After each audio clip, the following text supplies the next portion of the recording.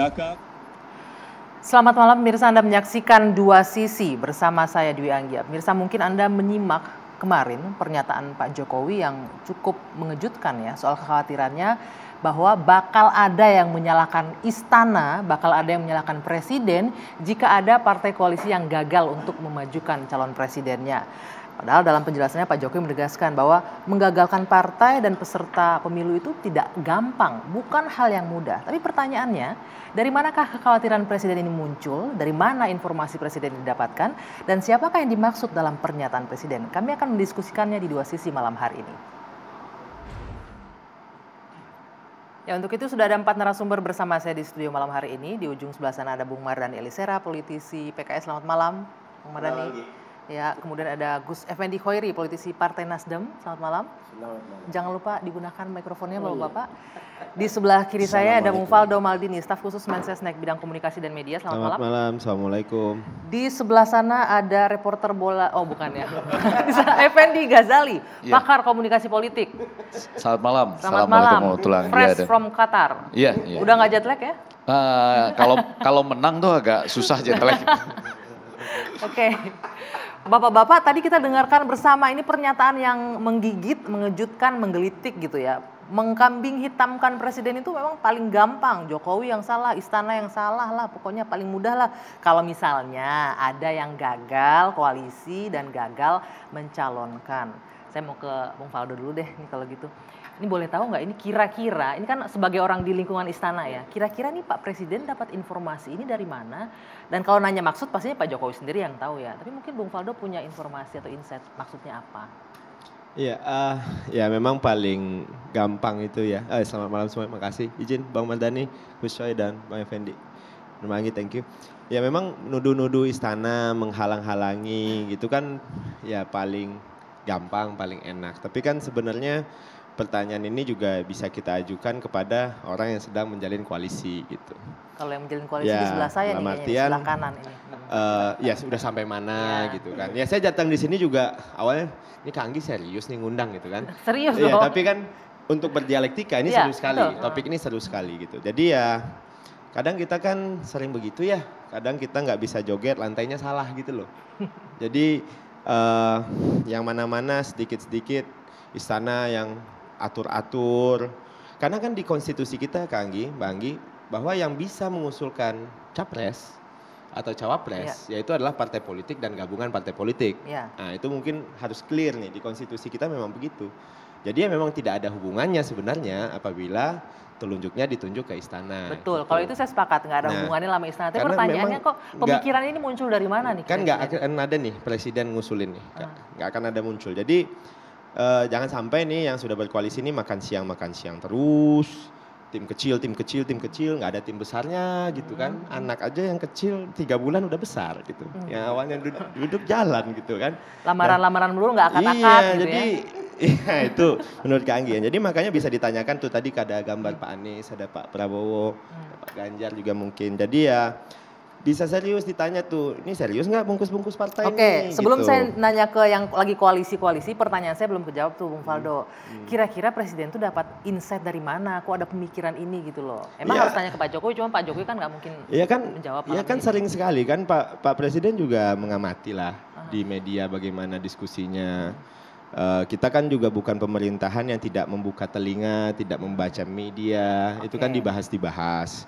Dan memang dalam derajat tertentu kita juga jadi obrolan nih di kantor Kak. Jadi misalnya kayak saya kadang-kadang nongkrong sama Pak Menteri gitu kan, nanya gitu, kita ini kan udah keren ya. Dalam artian kan banyak progres yang terjadi, banyak progres yang berjalan. Atau sama teman-teman abang-abang senior-senior di sekitar sana gitu. Tapi ya sepertinya ada aja itu. Yang delegitimate gitu. Dan paling enak memang istana ini dijadikan ininya gitu, sarana untuk dikambing hitamkan. Nah makanya dalam derajat tertentu kami ingin menyampaikan bahwa sekali lagi survei kepuasan kita tuh 70%. Tadi ada survei terbaru juga dari Carta Politika kan. Nah performa kita tidak jelek dan kita sedang menghadapi banyak hal di depan dan portofolio kita banyak lah dengan dukungan banyak partai politik. Jadi sekali lagi, kalau ada misal nih Mbak Anggi, misal diminta presiden itu berkomunikasi misalnya Kalau dalam politik kan berkomunikasi itu wajar ya Pak Effendi. Misalnya ada menteri bagian dari ketua partai, komunikasi dong. Iya, presiden bisa milih juga iya atau enggak gitu. Tapi kan komunikasi ini dilakukan ya untuk membangun trust juga kan. Karena politik intinya kan komunikasi. Ya, kalau misalnya itu jawabannya karena dari media, buka kuping, buka telinga, bahasan di media. Kalau Bung Egy ngelihatnya kira-kira dari mana dan apa sih maksud dan tujuannya? Walaupun yang tahu beliau sendiri ya. Iya. Ada 3 posisi dalam hal ini. Ini murni ilmu komunikasi aja. Yang pertama, barangkali presiden sedang bercanda. Tadi kan banyak tertawa-tawa tuh. Karena para menterinya lagi nonton bola waktu itu barangkali, jadi dia bercanda-bercanda, tawa-tawa lah gitu ya. Jadi jangan diambil hati. Tapi yang kedua, bisa juga dia dapat masukan dari Intel, dari mana-mana begitu ya. Nanti kalau koalisi ini nggak jadi, Bapak lo yang disalahkan. Ya kan, jadi dia menyatakan lebih dulu, mengantisipasi. Ya, yang ketiga agak kurang enak ini.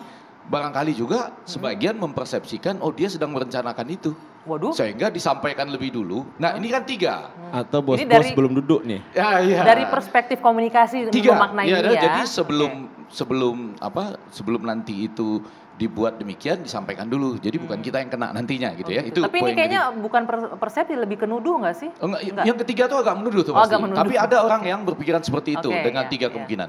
Cuma yang mau saya katakan salah menyalahkan ini balik lagi ke ilmu komunikasi bahwa presiden di periode kedua itu tadi disinggung soal tingkat kepuasan ya. 70%. Itu biasa saja, apalagi di periode pertama pun biasa aja disalah-salahkan karena di beberapa negara yang demokratis presiden itu urusannya dengan Allah yang maha tinggi gitu. Dia betul-betul bekerja saja, orang nyala-nyalain biarin aja. Asal jangan di atas 51%. Ya kan? Iya dong. Jadi kalau nyala-nyalain cuma 49% nggak apa-apa. Termasuk karena 2 sisi, maka kita juga tidak bisa menyalahkan presiden yang menyalah-nyalahkan orang lain atau orang lain yang menyalah-nyalahkan presiden. Karena kan ini sifatnya demokratis. Cuma dalam hal ini memang menjadi sangat tajam, terutama kalau nanti kita bicara lagi. Ini pernah dikaitkan dengan pernyataan salah seorang pimpinan PKB, aktivis dulu ya, Faisal Rezo yang mengatakan kalau nggak ada yang elektabilitasnya di atas 30%, presiden akan mengambil tindakan serius loh gitu. Apakah tapi kan ini wewenang parpol Bang. Iya betul, setuju. Nggak apa-apa, kita menggabung-gabungkan. Percayalah begitu bunyi unggahan dia itu ya. Pernah dengar kan? 4 Desember itu dia mengunggah. Gitu. Lalu orang kaitkan, percayalah akan mengambil tindakan Apakah serius. Ini menurut Anda bagian dari tindakan serius itu? Enggak, kalau saya mengumpulkan semuanya, puzzle-puzzle ini, lalu mengatakan ada 3 hal. Yang pertama presiden sedang enak hatinya bercanda dengan, tadi kan banyak ketawa tuh Anggi, di acara itu kan, nanti kalau nggak bisa, ayo, ketawa. Itu jangan-jangan yang mengetawakan nggak bisa itu gitu ya. Lalu yang kedua, mengantisipasi, jangan-jangan nanti kalau ini nggak bisa presiden lagi yang salah gitu. Salah menyalahkan di tengah demokrasi itu biasa. Untuk yang ketiga, mengantisipasi, jangan ada niat ke arah itu gitu. Baik, nanti kita akan menanyakan ke yang lagi berproses koalisi terus-menerus ini yang koalisinya belum jadi-jadi. Tapi kita usai jeda, kita lanjutkan lagi 2 sisi, tetaplah bersama kami.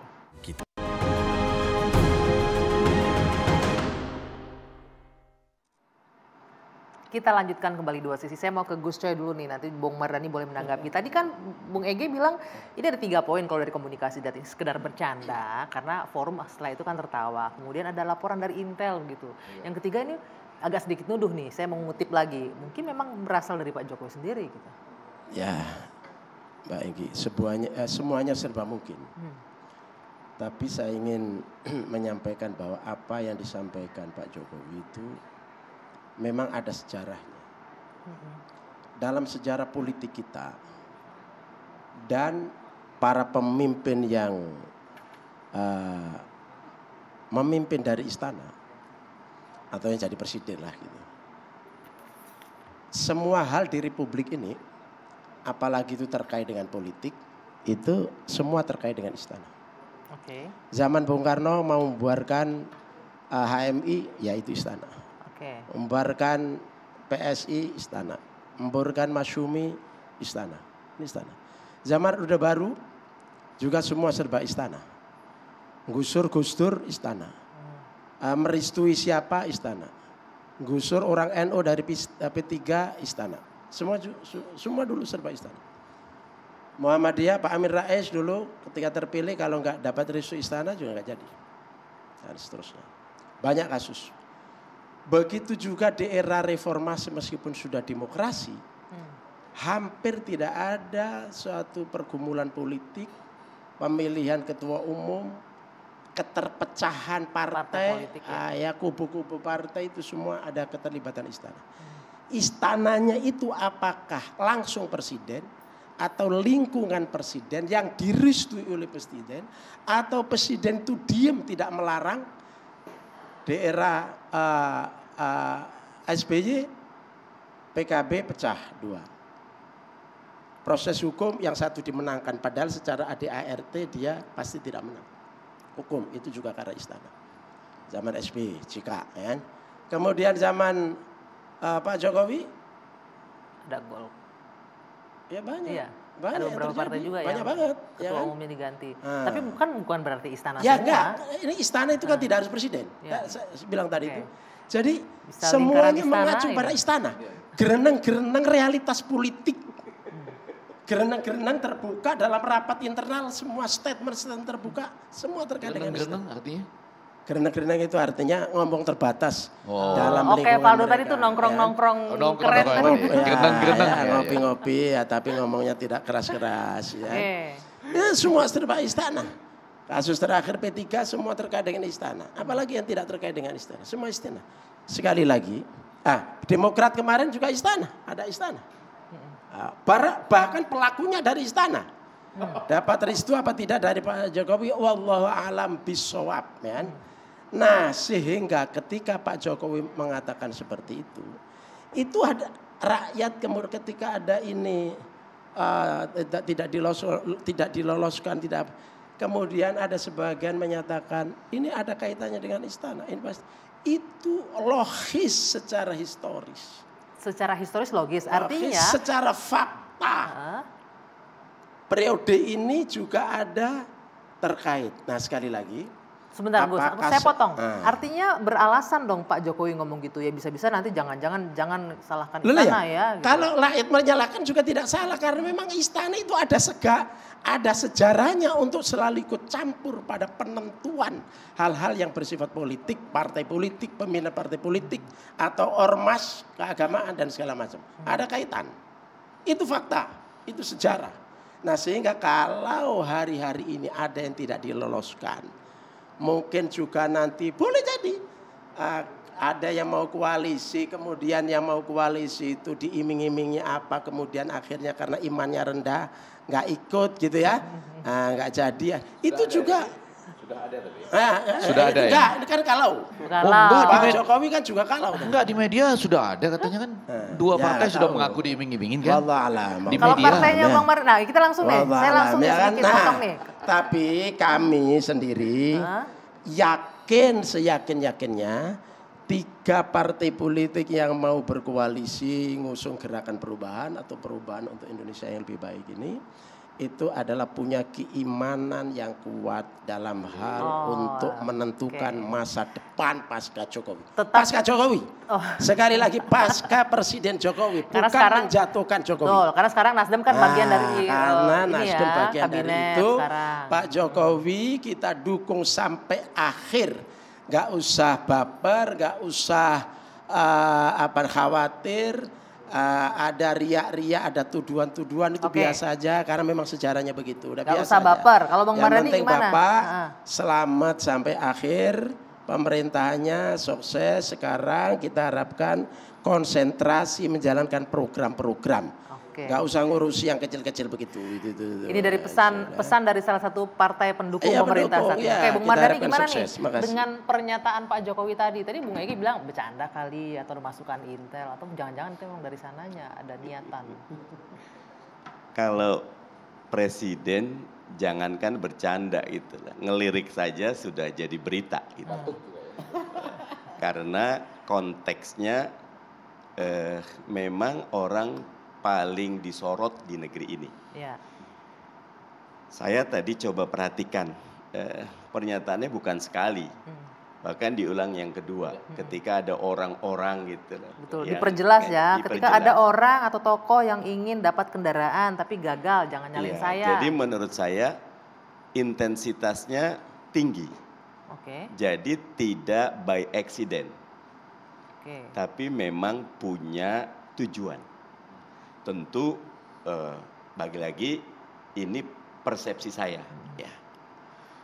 Dan Gus Coy tadi sudah menggambarkan betapa presiden dan atau istana dengan segala himpunannya gitu, punya kekuasaan dan kemampuan untuk membuat jatuh bangun atau membuat maju mundurnya satu institusi. Sehingga saya melihatnya, ini pandangan pribadi saya, ya ini mesti disikapi dengan seksama. Dan kalau saya menyambung kepada Gus Coy, PKS, Nasdem, Demokrat terus intens. Kalau Valdo tadi bilang kok pertemuan makan siang, pertemuan kecil, nggak maju-maju katanya. Bayi aja 3 bulan gede. Melompat itu baik, cepat, tetapi tidak stabil. Melangkah jauh lebih kokoh. Ya. Karena ngurusin negeri ini tidak semudah kita menentukan seperti main home pimpah gitu loh. Tapi bagaimana dengan strategi 5 tahun kita? Bagaimana strategi pembangunan karakter kita? Bung Mardhani. Soal Pak Jokowi kemarin punya revolusi mental yang bagus sekali, tapi seperti hilang di telan masa. Kami tidak ingin yang seperti itu. Jadi pernyataan Pak Jokowi buat saya perlu dicermati, tapi kami yang sedang tekun meniti jalan tidak pernah khawatir. Karena yang menentukan jadi tidaknya bukan Pak Jokowi. Walaupun mungkin punya intensi, mungkin. Emang ada kemungkinan intensi itu yang menentukan Pak Jokowi? Ya, saya kira dugaan tadi itu tuduhan yang serius ya. Karena kan dalam politik dugaan itu kan tuduhan, Kak. Dan saya kira ini mungkin karena memang bos-bos belum deal gitu. Jadinya ya malah menyalahin gitu. Karena kan harusnya Gus Coy tadi itu sampaikan apa hasil makan siangnya, apa hasil tim kecilnya.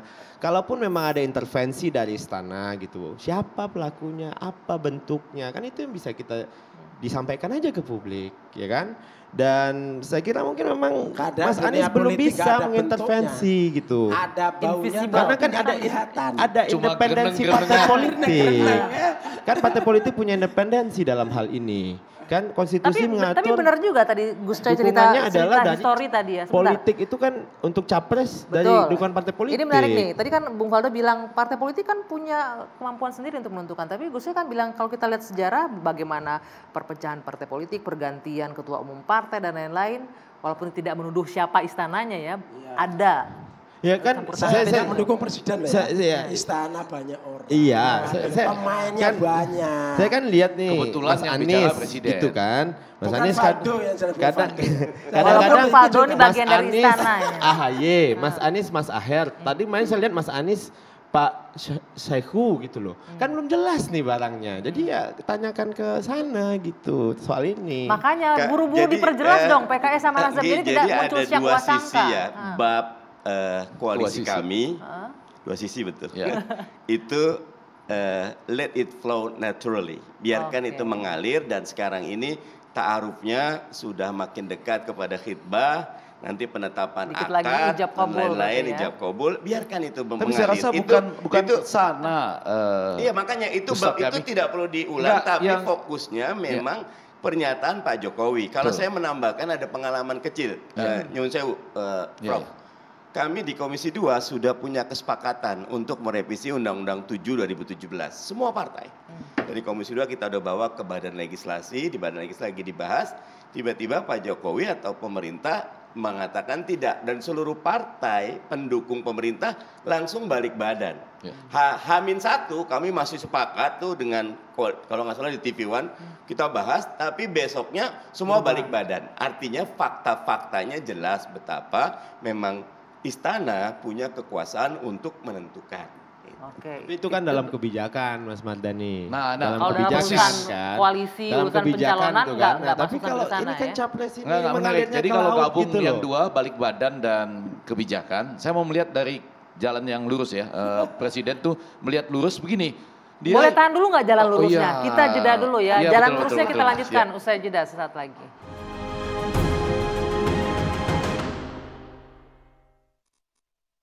Kita lanjutkan dua sisi. Saya persilakan Prof. Ege. Jalan lurus tadi Pak Berarti jalan Jokowi itu lurus, seperti terutama apa saya ingin maksudnya? melihat dari kacamata Pak Jokowi. Ini kalau judulnya adalah sindiran untuk siapa dan memang agak spesifik kan karena disebut. Pernyataannya Saya ya. baca nanti bisa seperti itu lagi, ada orang atau tokoh yang ingin sekali dapat kendaraan supaya bisa mencalonkan, ternyata tidak bisa. Jadi kalau kita tanya ini sindiran untuk siapa, kan kalau dihubungkan dengan yang lalu-lalu untuk yang kesusu. Akhirnya berhadapan dengan partai kan, yang di Magelang tuh. Ya kan? Kan partai belum tapi sudah kesusu. Lalu jangan sembrono. Ya kan? Di ulang tahun partai lain tapi arahnya bisa ke partai lain. Ya. Nah, secara umum juga kemudian ditambahkan mestinya sih Ada juga ini. Iya, enggak mestinya sih yang rambutnya putih, tidak berkerut gitu ya. Jadi kalau ini putih. kerutannya agak kurang. Kerutannya banyak. Lalu untuk mengurangi ketidakpastian Presiden menambahkan itu kemungkinan Hatta Rajasa, betul ya, di Pontianak atau Ganjar atau Prabowo. Ya walaupun yang paling benar tuh Basuki Hadi Mulyono sebetulnya karena rambutnya putih, terus memikirkan soal infrastruktur dan berkerut.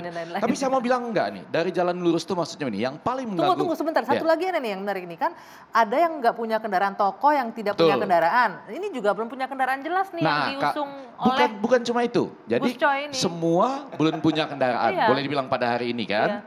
Anda sebutlah yang manapun belum tapi lengkap. Kalau kita mundur lagi sejarah nih, iya. yang nggak punya kendaraan banyak tadi disebut beberapa nama. Tapi yang paling sering bergesekan dengan Pak Jokowi mungkin siapa? Nah karena itu saya tadi mau bilang jalan lurus. Ya, sebetulnya yang ingin dilihat Pak Jokowi itu adalah begini. Anda nih mungkin nanti nggak dapat kendaraan karena Anda itu bersama-sama dengan saya. Tapi kalau Anda sedang berbicara tentang perubahan dan berbicara tentang antitesis enggak lah, sudah kita lupakan ya. Nah maksud saya, kan perubahan ini sedang tidak disukai karena katanya kepuasan berapa? 70%. Ini ada logika-logika yang berbeda nih. Kenapa berubah kalau 70% kepuasannya kan? Tapi Anda mengedepankan perubahan. Yang jadi koalisi perubahan, coba di sebelah kanan saya putar. Ya enggak, menurut saya kurang lebih sindiran ini akan nanti Anda jangan-jangan nggak dapat partai. Nggak dapat partai, nggak dapat tiket. Karena sekarang ini tingkat kepercayaan 70. Di dunia juga jarang loh. Tingkat kepercayaan itu kalau di masa-masa akhir jabatan itu ada yang cuma 34%. Yang paling tinggi Clinton lah 66% ya. Artinya masyarakat puas dengan kinerja Pak Jokowi. Jadi saya berprasangka baik pada pernyataan Pak Jokowi sebagai presiden terkait dengan tokoh yang tidak punya kendaraan. Atau belum punya kendaraan. Atau koalisinya belum selesai.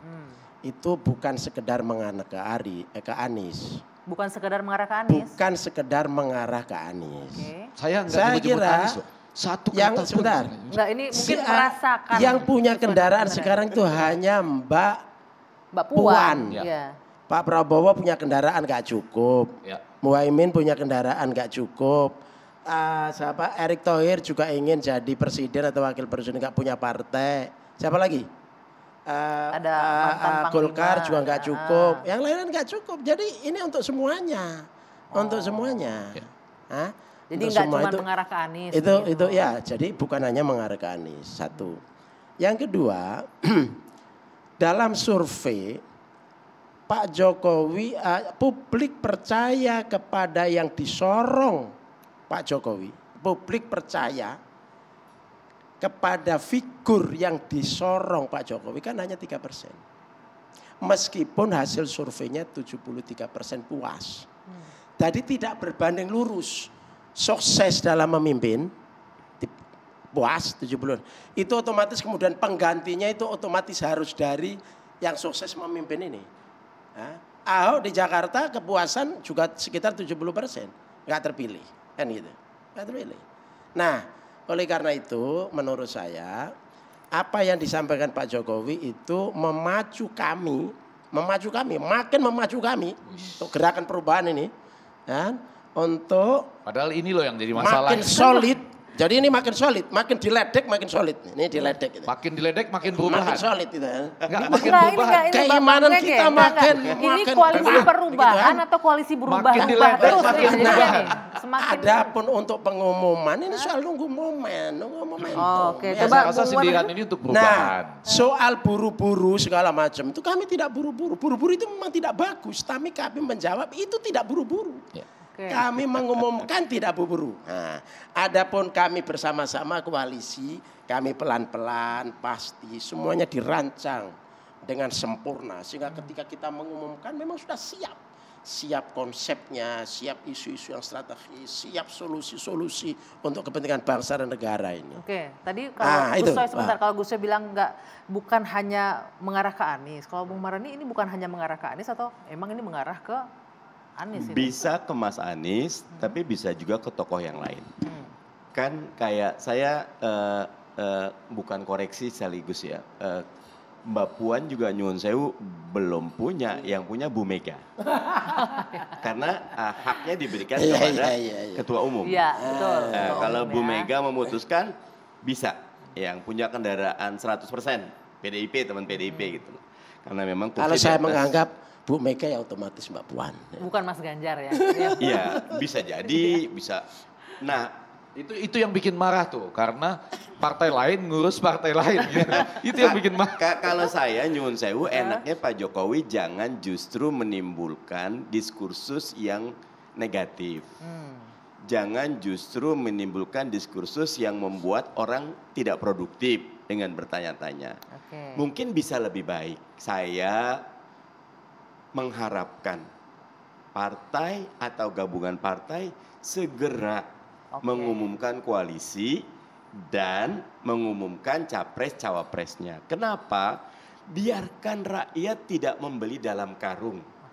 Biarkan rakyat bisa menilai yang ini sama tidak sama saya. Lebih baik kan dari saya. Itu jauh lebih produktif, lebih intelektual, lebih positif thinking. Karena presiden itu kepala negara juga. Mestinya jadi guru bangsa, jangan yang gangguin bangsa. Kalau gitu kapan PKS ngasih rakyat biar nggak beli kucing dalam karung gitu? Kapan dideklarasikan? Kapan Gus? Sebentar lagi. Timing lagi. Kita sepakati waktunya, momentum yang gitu. tepat.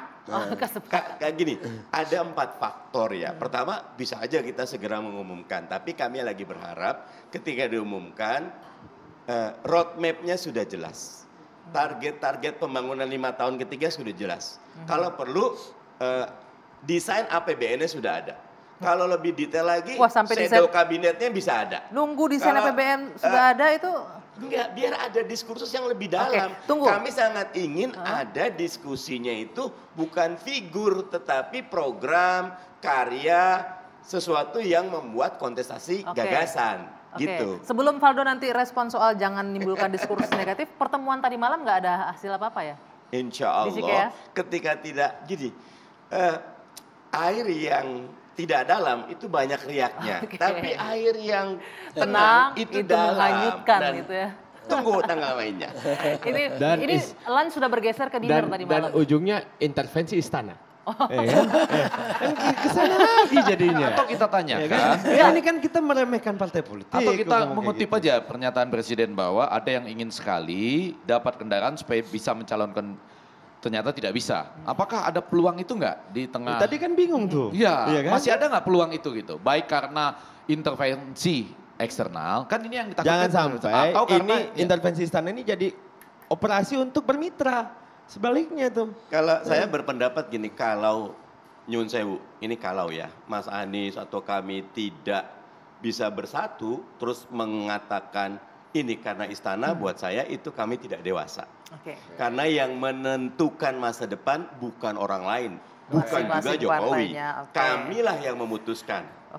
Boleh direspon tadi Pak Presiden jangan menimbulkan diskursus negatif, berarti kan nggak produktif. Berarti kan gini, jika berbicara begitu dari tadi kan kita udah ngomong dari awal, bahkan partai politik punya independensi, partai politik yang mencalonkan, bukan presiden, bukan istana, karena secara konstitusi begitu itu satu. Itu ya. Yang kedua, kita bicara soal keinginan membentuk koalisi. Pastikanlah gitu loh. Jangan sampai nanti gagal bentuk koalisinya, tiba-tiba pelurunya diarahkan lagi ke kita. Buruk muka cermin dibelah gitu ya. Buruk muka cermin dibelah. Itu waktunya masih panjang. Kalau joget nggak bisa lantai disalah. Lantainya yang rusak, lantainya miring. Yang ketiga kita bicara soal perubahan. Perubahan apa? Survei kita 70%, ya IKN lanjut atau tidak misalnya. Atau misalnya Ormas bagaimana tanggapannya, pandangannya yang lain gitu kan. Panjang balik. Boleh saja kan Pak Jokowi punya pendapat seperti itu. Kami juga punya sisi yang lain. Dan wajar ingin yang lebih baik karena hidup memang harus lebih baik. Perubahannya mungkin dari 73% kepuasan sampai 100% gitu Bung Faldo, kami sudah sepakat koalisi.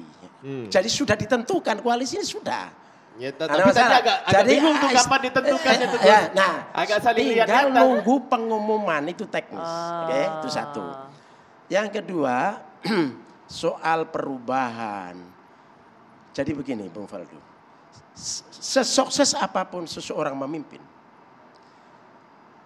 kemudian ada penggantinya, siapapun penggantinya, itu harus terus-menerus ada perubahan. Perubahan yang lebih baik gitu. Iya dong, hidup ini kan dari hari ke hari harus berubah. Hari ini harus lebih baik dari hari kemarin. Besok harus lebih baik dari hari ini. Dan nggak perlu ada yang tersinggung. Dan nggak perlu ada yang tersinggung. Tetapi perlu ada yang merasa terancam. Kita perubahan, Valdo. Tapi kata-kata perubahan jadi perubahannya di seluruh dunia itu kata-kata yang menakutkan bagi petahana. Di seluruh dunia. Nggak mungkin maunya dari perubahannya bukan revolusi. Tapi perubahan ya bersifat transformasi, bersifat restorasi, bersifat kira-kira begitulah ya. Kalau gitu tetap ada unsur-unsur sustainable, ada unsur-unsur kearifan lokal. Kalau gitu jangan pakai kata perubahan. Jangan pakai kata perubahan, melanjutkan kebaikan. Jadi ada mendem jerunya, ada kearifan lokalnya. Mendem jeru itu apa ya? Kita mau sesuatu tapi tetap menghormati yang lama. Kira-kira begitu kan? Menghargai. Mikul luhur mendem jeru. Menang tanpa ngatur. Jadi semua yang baik dari Pak Jokowi jangan khawatir, akan kita lanjutkan. Nah, ya, kalau gitu soal kasus-kasusnya IKN atau kereta atau transport kereta cepat atau infrastruktur segala macam, itu semua sudah kita diskusikan. Nanti pada saatnya akan kita umumkan apa-apa yang harus kita. Nanti kalau tambah satu aja, kalau teman-teman ekonom selalu mengatakan ICOR, incremental capital output ratio, utangnya besar tapi ICOR-nya tetap ya, artinya ada ketidakefisienan di situ. Tapi kalau itu panjang kali lebar, nanti topik lain. Nanti terakhir ada satu segmen lagi sebentar ya. Apakah memang terjadi ketidakefisienan itu? Bung Faldo jawab nanti sedikit. Kita kembali saat lagi.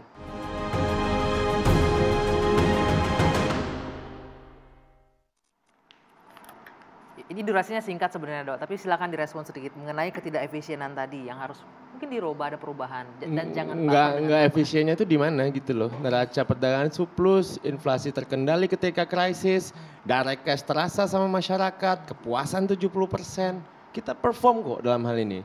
Jadi lagi-lagi nih, kita itu di posisi begini, janganlah ada nanti narasi-narasi yang malah karena nggak mampu bikin koalisi, Mas Anies misalnya ya, nggak duduk tuh sama PKS, sama Demokrat, sama Nasdem gitu kan. Nah terus nanti kita yang disalahin, apa-apa istana gitu. Ini pesannya jelas, salah satunya ke Mas Anies nih salah satunya nih.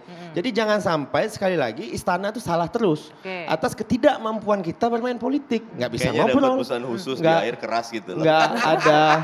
Nggak ada ini. Nih dari tadi kan saya tenang-tenangan nungguin ya abang-abang kan ngeletuk-ngeletuk semua kan, nggak enak saya nih, ya kan. Nah jadinya kalau seandainya ketidakmampuan kita membangun konsolidasi politik, jangan salahin istana, apalagi presiden. Mas Anies terutama nih, pendukung-pendukungnya Mas Anies tuh udah dikasih catatan duluan tadi. Ini lebih straightforward ini. Gus, monggo Gus. Oh saya dulu.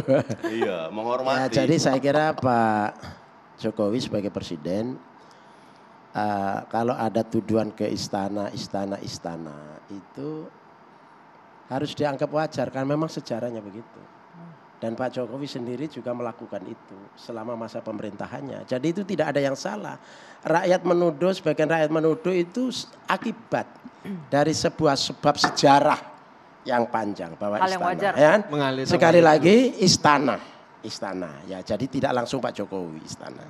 Jadi Faldo nggak usah baper dalam konteks ini istana. Tapi di dalam istana itu banyak orang, ya itu satu. Yang kedua, kaitannya dengan tokoh yang tidak punya partai atau belum punya partai tapi ingin jadi presiden, wakil presiden, saya kira ini menurut saya berprasangka baik bukan hanya kepada Mas Anies tapi juga kepada yang lain. Urusan Mas Anies urusan kami. Kami sudah punya koalisi, tinggal pengumuman. Ya. Jadi berarti untuk lain, Ganjar juga belum punya. Ya, yang lain itu belum fit juga. Amin. Nah, bukan berarti buat Mas Anies gitu. Sedikit Bang Mardhani sebelum kemudian. Oleh karena itu ya kita aman-aman aja. Oke, aman-aman. Kalau saya sederhana, itu bukan jenis komunikasi yang baik, jadi nggak perlu terlalu dikhawatirkan. Mas Anies nggak usah khawatir, kami bertiga juga nggak usah baper. Pokoknya kita fokus gimana membangun koalisi yang nanti insya Allah akan menawarkan lebih baik dari Pak Jokowi. Siap orangnya Mas, siap orangnya ya. Harus siap orangnya tapi apa nih selesaikan kalimatnya siap orangnya? Maksudnya orang yang mau maju itu? Iya siap dong, kan mau bikin koalisi ini itu udah siap belum? Siap orangnya, partainya? Iya, koalisinya. Tenang saja, kan kami tidak di deadline besok kapan. Kita punya kerangka sendiri, punya timing sendiri, punya target dan hitungan sendiri. Ini memang tidak bisa dianggap gerenengan-gerenengan karena kan disampaikan oleh Bapak Presiden sendiri. Jadi ada data, ada hal-hal yang ingin dia sampaikan. Menurut saya tetap ada tadi, kalau mau transformasi, jangan pakai kata perubahan. Perubahan itu di seluruh dunia agak kurang enak bagi petahana. Mungkin enak buat. Itu baper namanya. Betul, setuju.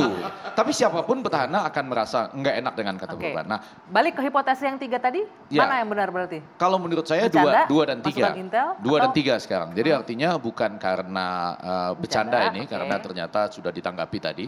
Ada hal-hal yang ingin dinyatakan, kalau nanti begitu jangan lantai yang disalahkan. Atau ada yang sedang berusaha begitu, lalu Presiden mengatakan jangan saya loh nanti yang disalahkan.